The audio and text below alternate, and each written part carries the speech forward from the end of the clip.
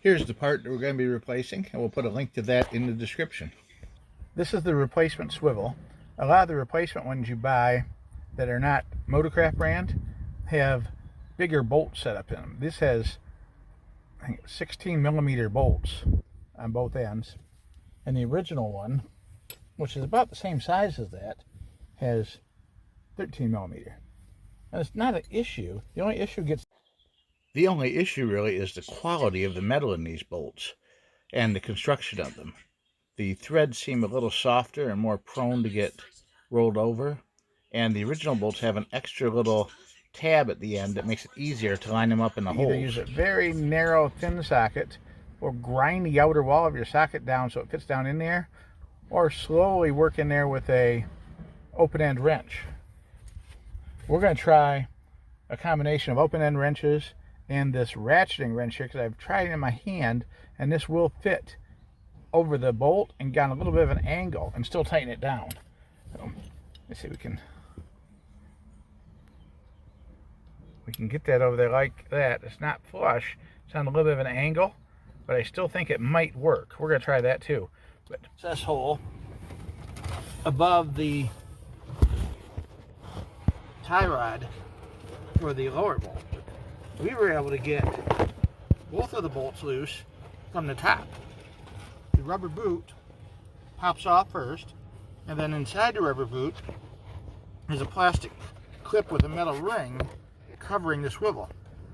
You pop both those loose, the steering swivel right there, and we were able to get both bolts totally out from this angle. We did have to rotate the steering column 180 degrees to the right, so it's perfectly upside down right now. Once you've separated the shaft from the steering gear, you want to keep them in the same position. You don't want to turn the steering wheel once you separate them and pull off the swivel. The shaft that comes down through the steering column right there has a built-in mechanism to let it get shorter. It's like a little slide spline mechanism further up in the steering column.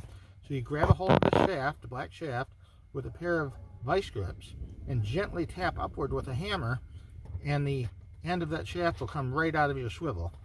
Then you grab a hold of the swivel and tap up or pull up on the pry bar on that, and that'll pop off of the steering rack. The installation will be exactly opposite of that. Push it onto the steering rack, then grit a hold of the shaft with the vice grips again and pull the shaft down into the swivel. Just trying to figure out There you go, I think I got a picture of that. No, I'm just trying to think of, like, okay, so there's the shaft. All right, so there's the shaft. I thought that was further down. Almost done.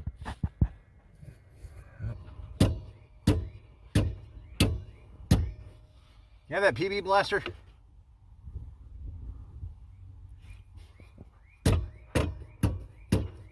He's got it by your left hand. Thank you. Does it look like it's moving? You can see how bad that is there. And they usually don't break totally off because you got it spinning around inside that hole there. It would be really hard for that to fall off and like totally come apart, I think. But if it did, don't lean on it. If it did happen to come apart, you would lose total. Because that's where I shoved the pry bar in. Right, and tamped on it to spread it apart. And that's the bottom.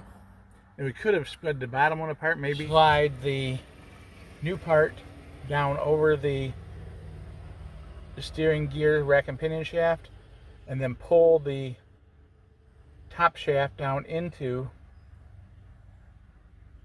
the coupling. Now, even though we were able to get this apart by doing it from the passenger compartment, it's actually much easier to do it from the front side here with the wheel removed. We're going to easily access it through this gap between the body frame and the driver's side inner tie rod. And you can see the bolt right there looking through there. You have to reach your hand in behind and above the bellows. I'll put a link to this wrench in the description too, but what you really need is this 13 millimeter with the short socket on it and the swivel connected to a standard extension rod and your ratchet handle, and this will make the job so much easier. You can do this yourself and save a bunch of money, and make your car safe and tight to drive again. Thanks for watching.